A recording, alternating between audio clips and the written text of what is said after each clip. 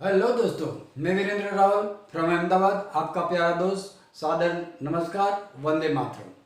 दोस्तों, टैक्सेशन की मोहमाया, टैक्सेशन की माया जाल, ये आज का मेरा सब्जेक्ट है। और वो सब्जेक्ट इसलिए है कि क्रिप्टो टैक्सेशन पर माया जाल कैसी रची है, किस प्रकार से टैक्सेशन क्रिप्टो करेंसी पर होगा।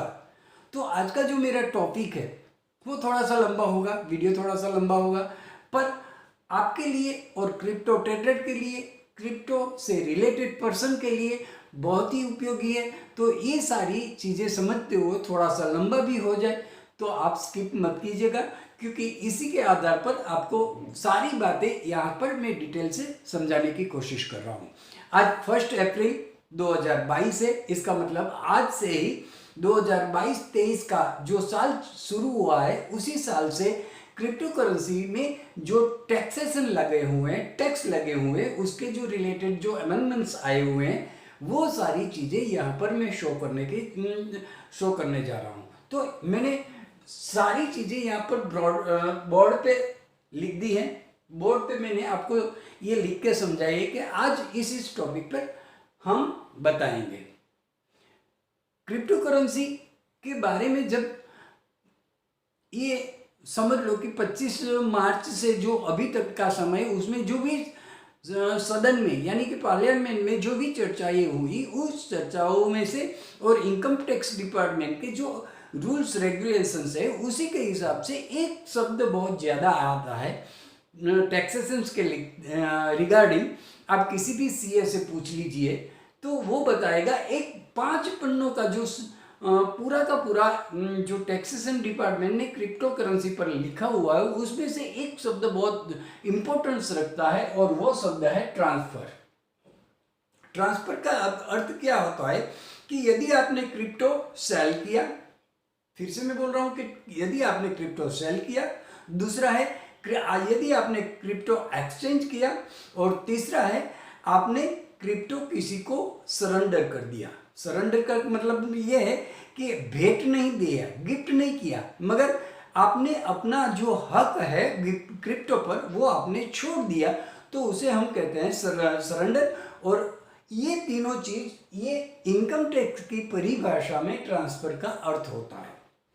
तो क्रिप्टो पर जो ये माया जाल हुआ है कि करेंसी पर, क्रिप्टो करेंसी पर जो टैक्स लगा है 30% और 4% टैक्स और 3% एक्स्ट्रा सरचार्ज, वो कैसे कैसे लगा, किस किस पर लगा, किस तरह से लगा, और किस किस पर वो लागू होने से हमें और क्रिप्टो लवर को या क्रिप्टो ट्रेडर को या क्रिप्टो में जो भी कुछ कर रहे हैं उस पर कैसे असर करेगा। तो ये सारी चीजें समझने के लिए आपको पूरा वीडियो देखना पड़ेगा, समझना पड़ेगा और पूरी तन्मयता से समझना पड़ेगा, क्योंकि आप यदि क्रिप्टो के बारे में जानते हो और यदि क्रिप्टो में काम करते हो तो इस साल से जो टैक्सेशन हुआ है वो आप पर लागू होगा ही। मेरे दोस्तों, यदि आपने अब तक जो इस चैनल को सब्सक्राइब नहीं किया है तो वीरेंद्र रावल MLM ये यूट्यूब की चैनल है, उस पर आप सब्सक्राइब करें, बेल आइकन को दबा दीजिए। यस, आगे चलते हैं। तो पहले कहते हैं ट्रेडिंग। ट्रेडिंग किसको कहते हैं तो ये आपको समझ में आता ही है कि गवर्नमेंट ने जो सेक्शन 2/47 में जो टैक्स लगाया है वो 30% टैक्स 1% TDS लगाया है, राइट ना। 30% टैक्स 1% TDS तो किस पर लगता है? तो पहली आती है ट्रेडिंग। ट्रेडिंग का मतलब क्या होता है कि आप कोई चीज खरीदते हो और उसी वक्त या 2-3 दिन बाद आप किसी चीज को बेच देते हो, ठीक है, यानी कि आपका इन्वेस्टमेंट है। तो यहां गवर्नमेंट ने आपको ये बोला है कि आप ट्रेडिंग करते हो और ट्रेडिंग के वक्त जो भी आपको प्रॉफिट होगा वो प्रॉफिट पर आपको 30% टैक्स देना होगा। अब इससे 1-2-3 चीज और ये भी निकल के आती है कि भाई मानो मैंने एक चीज पर प्रॉफिट कमाया और दूसरी चीज पर मैंने लॉस करा, तो वो मेरा लॉस और प्रॉफिट दोनों सेटअप हो सकते हैं? बिल्कुल नहीं, बिल्कुल नहीं। आप किसी और से, मान लो कि आपने क्रिप्टो करेंसी पर प्रॉफिट जनरेट किया और दूसरी कोई एसेट्स पर आपने शेयर मार्केट में आपने लॉस किया, ये दोनों का आप सेट ऑफ नहीं कर सकते। आपको प्रॉफिट पर 30% टैक्स देना है। अब दूसरी तरह से देखें कि आपने क्रिप्टो करेंसी पर ट्रेड किया, एक ट्रेड में आपको प्रॉफिट हुआ और दूसरे ट्रेड में आपको लॉस हुआ, तो दोनों में जो दोनों अलग अलग में एक प्रॉफिट एक लॉस, तो उसका भी आप सेट ऑफ नहीं कर सकते। तीसरी बात, एक ही करेंसी में आपने एक ही करेंसी BTC मान लो, ETC मान लो या व्हाटएवर कोई भी करेंसी मान लो, एक ही करेंसी में आपने ट्रेड किए और इसमें आपको एक में लॉस हुआ और दूसरे में प्रॉफिट हुआ, तो भी आप सेट ऑफ नहीं कर सकते। यानी कि हर हाल में आपको 30% टैक्स प्रॉफिट में देना होगा जब आप ट्रेडिंग में सेल करते हो तब। अब उसमें आपको क्या बेनिफिट है, बेनिफिट यानी कि आपको क्या बाद मिलेगा, तो आपने जो प्राइस से लिया है वो प्राइस ही आपको बाद मिलेगी। एक्सचेंज का कोई भी ट्रांजैक्शन चार्ज है वो आपको बाद नहीं मिल सकता, आप उसमें डिडक्ट नहीं कर सकते। और अब आते हैं दूसरी चीज, एयर ड्रॉप। बहुत बढ़िया चीज। अब एयर ड्रॉप किसी कंपनी ने किसी क्रिप्टो मार्केट में आपको एयर ड्रॉप दिया, तो यहाँ दो कंडीशनें हो सकती है कि एयर ड्रॉप जब आपको मिला तो मिला है, इसलिए आपको ये जो ट्रांसफर की चीज जो कंडीशन है, या आप सेल करते हो या आप एक्सचेंज करते हो या आप सरेंडर करते हो, ये तीनों यहाँ पर नहीं लागू होती, इसलिए एयर ड्रॉप पर कोई टैक्सेशन नहीं है। हाँ, मगर होता क्या है कि वही एयर ड्रॉप में मिला क्रिप्टो कॉइन जब आप बेचते हो तो उस पर जो गेन होता है प्रॉफिट का वो टैक्स होगा। अब वो कैसे होगा कि मान लो आपके पास एयर ड्रॉप आया, तो वो एयर ड्रॉप आया तो उस वक्त आपको कोई जैसे कि आपको कोई टैक्स नहीं देना है, मगर उस वक्त उसकी जो कोई प्राइस चल रही होती है तो उस प्राइस को आपकी मिनिमम अमाउंट या मेन अमाउंट गिनी जाएगी, और आप जब सेल करते हो और प्रॉफिट गेन करते हो तो वो आपका प्रॉफिट माना जाएगा और उस पर आपको 30% टैक्स देना होगा। दूसरी कंडीशन ये भी है कि बहुत सारे ऐसे एयर ड्रॉप आते हैं जिसमें कॉइन मिलते हैं, बहुत सारे कॉइन मिलते हैं, मगर उसकी प्राइस देखो तो 1 पैसा भी नहीं है या 2 पैसे होते हैं। तो ऐसे कॉइन जो हैं वो जनरेट हमारे अकाउंट में दिखते हैं, मगर उसको सेल करने से कोई प्राइस नहीं मिलता, तो उस वक्त वो दिखाना जरूरी नहीं है, क्योंकि ये ट्रांसफर की जो व्याख्या है वो साबित नहीं कर सकता, क्योंकि ना तो आपने सेल किया है, ना आपने एक्सचेंज किया है, ना है आपने सरेंडर किया है, तो दिखाना जरूरी नहीं है। जब आप सेल करना चाहो तब उसकी मेन अमाउंट और जो आपने सेल किया उस प्राइस को दिखाकर आप प्रॉफिट जो हुआ है वो प्रॉफिट आप इसमें 30% में ले सकते हो। अब आते हैं हम माइनिंग। तो माइनिंग में भी यही है कि माइनिंग में ये जो ट्रांसफर वर्ड्स है, शब्द, हम ट्रांसफर को क्या मानते हैं कि मेरे पास जो कोई चीज़ है, मैं मेरे किसी को भी मैं मान लो कि मैं बैंक से पैसे निकाल रहा हूँ और बैंक मुझे पैसे दे दी, तो ये एक जात का एक प्रकार का ट्रांजैक्शन हुआ, वो ट्रांसफर हुआ। बैंक में पड़े पैसे मेरे पे आ गए तो वो ट्रांसफर हुआ, वो हम ट्रांसफर शब्द का अर्थ समझते हैं। मगर इनकम टैक्स के परिभाषा में, व्याख्या में ये नहीं होता। इनकम टैक्स की परिभाषा में यही है कि या तो आप सेल करते हो या आप एक्सचेंज करते हो या आप सरेंडर करते हो। तो माइनिंग में जो होता है, माइनिंग में आपको जो कोई माइन करते हो वो ये ट्रांसफर की परिभाषा में नहीं आता, इसलिए उस पर टैक्स नहीं है। पर यह याद रखिए कि जब वो आपके पास आता है उसी वक्त उस कॉइन का जो प्राइस है वो आपकी मेन प्राइस गिनी जाएगी, और वो प्राइस आप तुरंत ही उसी दिन बेच देते हो तो आपका प्रॉफिट गेन नहीं होगा, तो आपको टैक्स इस हिसाब से नहीं भरना पड़ेगा। हाँ, TDS आएगा। अब आते हैं 2-3 दिन बाद या 5 दिन के बाद आप बेचते हो और प्रॉफिट होता है तो वो प्रॉफिट पर आपको 30% टैक्स देना पड़ेगा।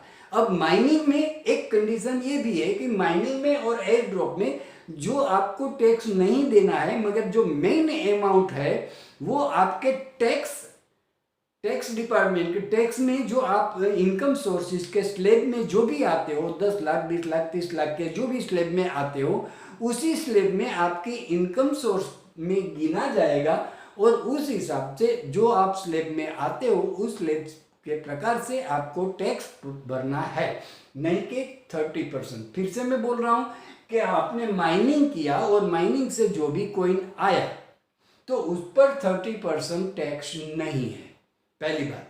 मगर उनकी जो आया उस दिन की जो मेन अमाउंट है वो मेन अमाउंट आपकी इनकम में दिखाया जाना पड़ेगा और वो दिखाने से होगा क्या कि आप जिस स्लैब में आते हो उस स्लैब के हिसाब से आपको इनकम टैक्स भरना पड़ेगा। और यदि इसमें माइनिंग में जो मेन अमाउंट है इससे ज़्यादा में आप बेचते हो तो जो प्रॉफिट गेन होता है उस पर आपको 30% टैक्स देना पड़ेगा। अब आते हैं एनएफटी। तो एनएफटी जो होती है वो क्रिएट की जाती है। तो एनएफटी में जो आपको 194 या 15 टीडीएच का जो भी सेक्शन है उस सेक्शन के हिसाब से आपको यहाँ पर जो मेन अमाउंट बनती है उसके ऊपर जो भी आपको इनकम होगी वो टैक्सेबल है, यानी कि 30% है। मेन अमाउंट जो मानी जाती है कि मान लो कि आपने कोई एनएफटी खरीदा है, ठीक है, आपने 50,000 रुपये में खरीदा और आपने 55,000 में बेचा तो 5,000 रुपया हुआ, 50,000 ये आपकी मेन होती है। तो उस प्रकार से आपको इनकम टैक्स दिखाना पड़ेगा। तो ये 30% एनएफटी में है। तो इसका मतलब ये है कि एनएफटी भी ये ट्रांसफर वर्ड्स जो है कि आप सेल करते हो, एक्सचेंज करते हो या सरेंडर करते हो, इसकी व्याख्या में ये नहीं आता। अब बहुत सारी ऐसी कंपनियां हैं कि जिनके कर्मचारियों को, जिनके एम्प्लॉई को क्रिप्टो करेंसी में पेमेंट मिलती है, क्रिप्टो करेंसी में पेमेंट मिलती है हमारे देश में भी। तो यदि ऐसे कर्मचारियों को क्रिप्टो करेंसी में पेमेंट मिलती है यानी कि सैलरी में, ठीक है, तो जो सैलरी में मिलती है तो सैलरी जो मिलेगी वो सैलरी उनको इस चीज में नहीं आती, ट्रांसफर में। ना तो वो सेल हुई है, ना तो वो एक्सचेंज हुई है और ना ही वो सरेंडर हुई है। ये जो शब्द है वो शब्द की व्याख्या में सैलरी नहीं आती। तो सैलरी जो है वो 30% टैक्स में नहीं आएगी। मगर होगा क्या कि जो भी सैलरी क्रिप्टो करेंसी में है, मान लो कि बीटीसी में मिली और किसी को बीटीसी में 0.25 सैलरी मिली, तो 0.25 की जो वैल्यूएशन होगी, मान लो कि आज का यूँ समझ लो 40 लाख है समझने के लिए, या 34 लाख है, 34 लाख है तो 0.25 कितना होता है, 9 लाख से कम, ठीक है। तो 9 लाख से कम होता है 0.25। तो ये जो 9 लाख है वो 30% टैक्स में नहीं गिना जाएगा क्योंकि ट्रांसफर वर्ड की व्याख्या में नहीं आता, परिभाषा में नहीं आता। मगर ये जो 9 लाख रुपए हैं सैलरी के 0.25 बीटीसी के, वो उनकी इनकम, टोटल इनकम में गिना जाएगा और टोटल इनकम जो जिस स्लैब में आती है उस स्लैब के हिसाब से उसको टैक्स भरना पड़ेगा। हाँ, मगर ये जो यदि कोई किसी को सेल कर देते हैं तो जो सेल करने के बाद जो गेन होता है प्रॉफिट, वो प्रॉफिट पर उनको टैक्स देना पड़ेगा। यदि वो लॉस करता है तो लॉस उसका होता है। अब इसी को थोड़ा सा और समझते हैं कि एक बंदे ने 0.25, जो हमने उदाहरण लिया एग्जांपल, वो 0.25 सैलरी से क्रिप्टो बीटीसी लिया, ठीक है, और उसी दिन उसी प्राइस जो थी वो प्राइस में उसे बेच दिया। तो वो प्राइस जो होगी वो प्राइस 30% टैक्स के स्लैब में नहीं आएगी क्योंकि सैलरी जो है वो उसको ये शब्द की व्याख्या में, परिभाषा में नहीं आता, इसलिए उस पर टैक्स 30% नहीं लगेगा। मगर जो 9 लाख रुपये आए वो 9 लाख उसकी टोटल इनकम में गिनी जाएगी और टोटल इनकम में गिनने से जो वो स्लैब में आता है, जो भी टैक्सेशन स्लैब में आता है, उस टैक्सेशन स्लैब के प्रकार से उसको टैक्स भरना पड़ेगा। अब आते हैं गिफ्ट और बोरोइंग। गिफ्ट, पहले लेते हैं गिफ्ट, कि मेरे पास क्रिप्टो करेंसी है और मैंने गिफ्ट दिए। किसको दिए? तो दो कंडीशन में हो सकता है। पहली कंडीशन जो है वो ब्लड रिलेटिव और दूसरी कंडीशन है अदर। अब पहली की बात करते हैं। फिर से जब किसी को हम गिफ्ट करते हैं तो दो कंडीशन होती है। फिर से मैं बोल रहा हूँ, एक है ब्लड रिलेशन। मैं किसी को, मेरा जो ब्लड रिलेशन में जो कोई आता है, मेरी माँ, बहन, भाई, चाचा, चाची या मेरे पिताजी, जो भी है वो मेरे ब्लड रिलेशन में आता है, तो मैं ब्लड रिलेशन को गिफ्ट करता हूँ। और दूसरा है मेरा कोई नहीं है, मेरा मित्र है, तो मैं उसको गिफ्ट करता हूँ। तो ये दो कंडीशन होती है। तो पहली कंडीशन कि मैंने मान लो कि मेरी मम्मी को मैंने ये गिफ्ट किए, मैंने 0.5 आधा बीटीसी गिफ्ट किया। तो आधा क्रिप्टो यानी कि बीटीसी मैंने गिफ्ट किया, तो मेरी मम्मी को ये ट्रांसफर की जो परिभाषा है उसमें नहीं आती। ना तो उन्होंने सेल किया है, ना वो एक्सचेंज हुआ है, और ना ही सरेंडर किया है। तो मेरी मम्मी को ये 30% टैक्स देना नहीं पड़ेगा। मगर 0.50 बीटीसी की उस दिन, जिस दिन मैंने उन्हें गिफ्ट किया है, उस दिन जो प्राइस होगी वो प्राइस उनकी मेन इनकम में गिनी जाएगी। और वो मेन इनकम में, टोटल इनकम में आने के बाद जो स्लैब में वो आती है, उस स्लैब का टैक्स उनको पे करना पड़ेगा। अब यदि मेरी मम्मी वो 0.5 बीटीसी रफली लेती है और 5 दिन के बाद बेचती है, जो घाटा होता है तो उनका हुआ, पर यदि वो फायदे में रहती है तो प्रॉफिट होता है।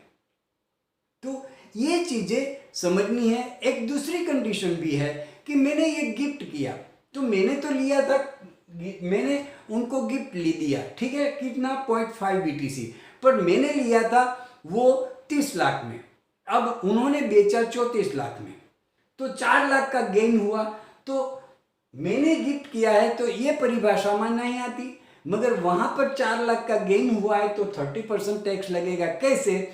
तो मैंने जो ये प्राइस में बीटीसी 0.5 खरीदा था, वो ही प्राइस मानी जाएगी और उसी को क्रिप्टो करेंसी गेन में दिखानी पड़ेगी, और उसी में से ये 4 लाख का जो प्रॉफिट गेन हुआ है उस पर टैक्स लगेगा। ये बात सारी आ गई।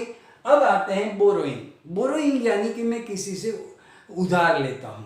तो उधार लेने होने से क्या होता है, ये ट्रांसफर वर्ड की परिभाषा कंप्लीट नहीं होती, तो बोरोइंग पर भी कोई टैक्सेशन नहीं है। हाँ, मान लो कि मैंने 1 लाख के क्रिप्टो करेंसी ली, 1 लाख की बोरोइंग से। अब उस कंडीशन में मुझे 30% टैक्स नहीं देना है।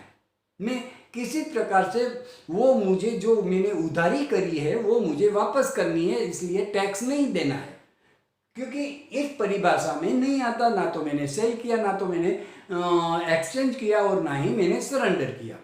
मुझे वापस करना है, इसलिए टैक्स 30% नहीं है। मगर होता क्या है कि यदि उसी पैसे से मैं कोई ट्रेड करता हूं और उस ट्रेड पर मेरा प्रॉफिट गेन होता है, तो वो प्रॉफिट पर मुझे 30% टैक्स देना पड़ेगा। फिर से कि यदि मैं जो 1 लाख रुपया बोरो करता हूं और उसी पर मुझे मैं कोई ट्रेड करता हूं और मुझे जो प्रॉफिट होता है, तो उस प्रॉफिट पर मुझे टैक्स देना पड़ेगा। अब वो बोरोइंग तो हुई बात, मगर इसमें भी एक कंडीशन हो सकती है कि यदि मैंने बोरो लिया, मैं धीरे धीरे यानी कि मैंने उधारी करी और उधारी में चुकाने वाला हूं, मगर मैंने साथ में मेरे जो क्रिप्टो है उसको भी मैंने दिया, तो ये भी सेल किया, तो ये भी 30% टैक्स में आता है। अब आते हैं स्टैकिंग और इंटरेस्ट। स्टैकिंग मानी कि मैं एफडी कर देता हूं या फिक्स कर देता हूं कि भाई आप यूज करो। अब वो स्टैकिंग होने से क्या होगा, या तो मुझे वो जितना समय मैं स्टैकिंग करता हूं तो उतने समय के लिए मुझे या क्रिप्टो गिफ्ट में करेंगे, या मुझे एयर ड्रॉप से देंगे, या किसी प्रकार से वो कंपनी मुझे क्रिप्टो देगी। एक ये प्रकार होता है, और दूसरा होता है मुझे इंटरेस्ट। ठीक है, तो अब वो मुझे मान लो कि मेरे पास एक बीटीसी है और कंपनी ये कहती है कि भाई आप एक बीटीसी मुझे दो 6 महीने के लिए, मैं आपको मान लो 100 ट्रोन देता हूं। ठीक है, मैं 100 ट्रोन आपको इसके बदले में दूंगा। तो जो 100 ट्रोन है ये ट्रांसफर की वैल्यूएशन में नहीं आएगा, या माइनिंग में भी नहीं आएगा, सैलरी में भी नहीं आएगा, एयर ड्रॉप में भी नहीं आएगा, तो टैक्सेशन नहीं है। पर जब मेरे पास वो 100 ट्रोन आएगा तो उस दिन की जो प्राइस होगी उसी दिन मैं बेचता हूं तो मुझे टैक्सेशन नहीं लगेगा, मगर दूसरे तीसरे चौथे दिन बेचता हूं और उस पर जो प्रॉफिट होता है तो वो मुझ पर होगा। यानी कि स्टैकिंग के साथ साथ इंटरेस्ट भी होता है। तो कुल मिलाकर ये होता है कि आप इसी सारी जो मैंने जल्दी सारी चीज़ें बताई और समझाने की कोशिश करी कि आपको मेन ये चीज़ों पर 30% टैक्स किस प्रकार से देना है। अब सिर्फ 30% टैक्स नहीं है कि मान लो आपने आपका 10 लाख का या 1 लाख का, सॉरी 1 लाख ही बता दे, 1 लाख का कोई कैपिटल गेन किया तो 1 लाख पर आपको 30% टैक्स देना है। इसका मतलब ये है कि आपको 30,000 आपको टैक्स लगेगा। अब 30,000 पर आपको 12,000 क्या लगेगा, 30,000 पर सॉरी 1,02,000 सेस भी लगेगा 4%। ठीक है, तो ये जो है वो सारी कैलकुलेशन इस प्रकार से होगी। अब यदि इसी में यानी कि air drop, mining, NFT, salary, gift, borrowing, stacking, और इसमें आप जो खर्च आपने किया हुआ है माइनिंग में है, या आपने को एनएफटी में माइनिंग जैसे कि इलेक्ट्रिसिटी का बिल आता है, हेजिंग बिल आता है ऐसा, या कोई और खर्च आता है ऑफिस का, तो ये इसमें आप डिडक्ट कर सकते हो।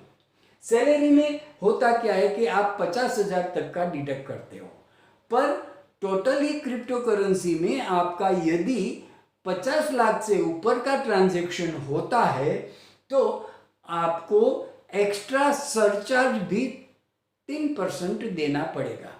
तो दोस्तों यहाँ पर ये सारी चीजें एक ही शब्द पर आधारित हैं। वैसे तो वो पूरा अमेंडमेंट 5 पन्नों का है।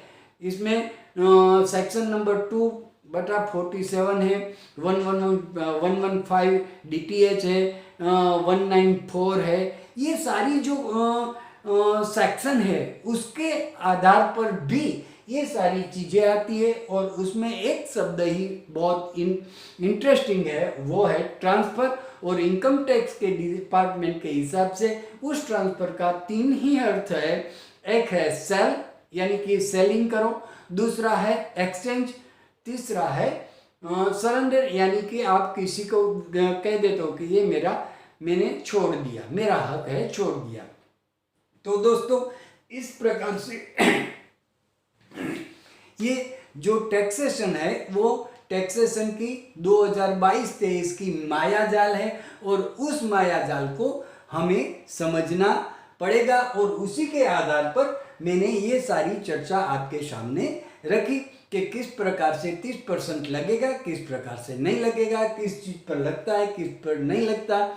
तो जो आपको अनुरूप है उस प्रकार से आपका सेटअप इस साल का 2022-23 का आप क्रिप्टो वाले कर सकते हो। तो दोस्तों अब एक और मेरे प्यारे दोस्तों, अब आती है मेरी बारी यानी कि जा लाइफस्टाइलर की बारी। अब आती है जा लाइफस्टाइलर की बारी। तो जा लाइफस्टाइलर यानी कि जा लाइफ से जो जुड़े हैं,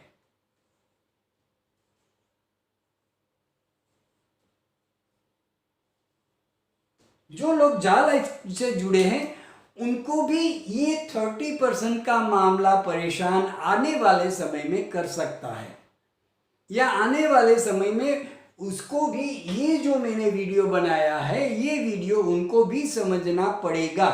अब आती है बात क्यों, तो कि जो जा लाइफस्टाइल की सिस्टर कंपनी है Zaka.io, वो Zaka.io हमें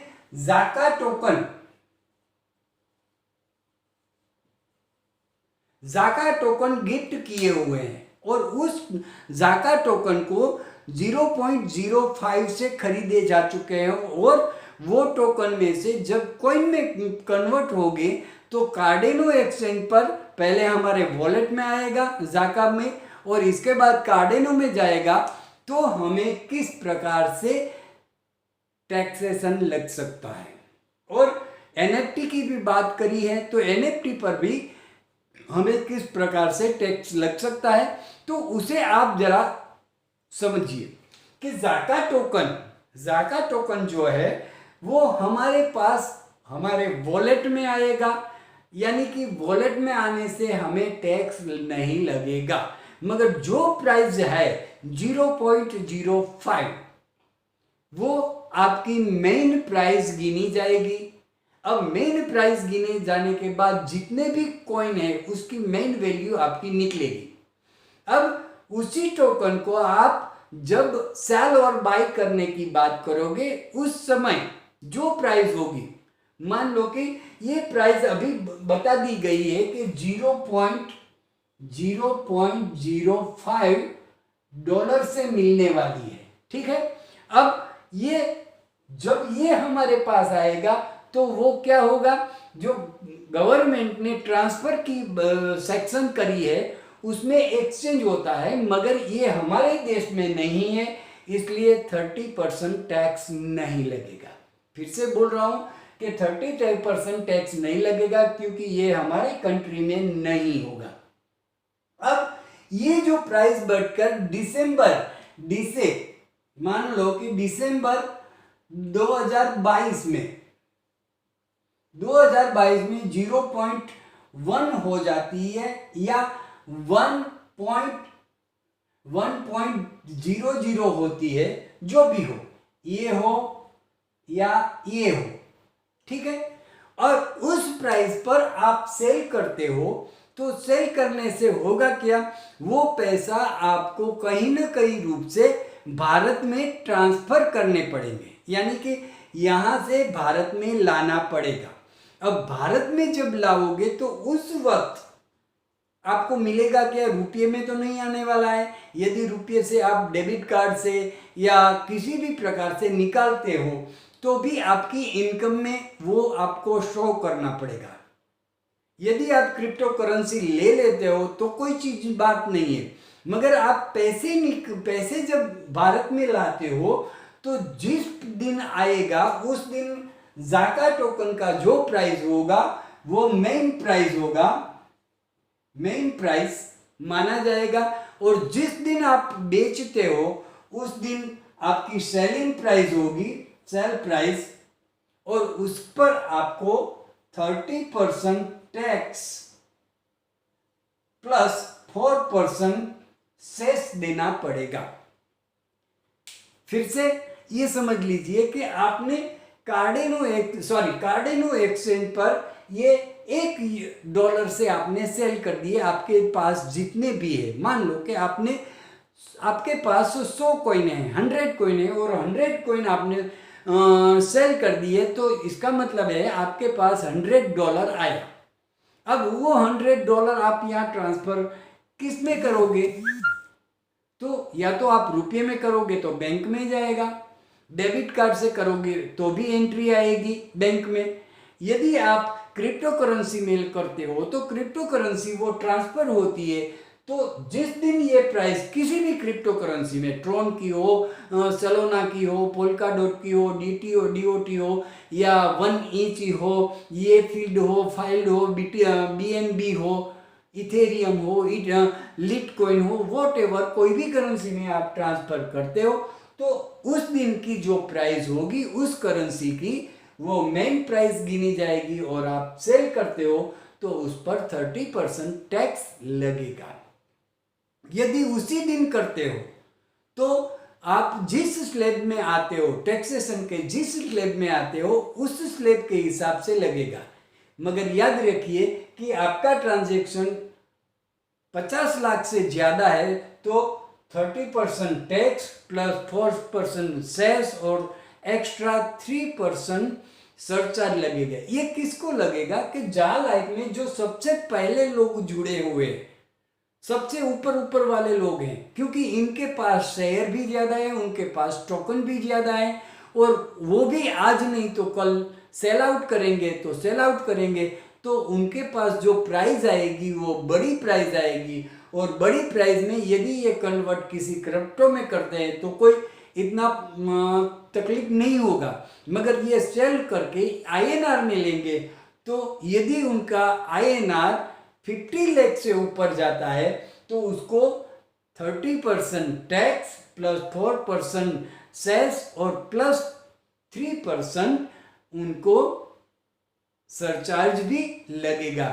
तो मेरे दोस्तों, जा लाइफस्टाइलर मेरे साथ जुड़े हुए, ये भी आपको समझना पड़ेगा। अब आते हैं, जो आती है चीज वो है NFT, वो आती है NFT।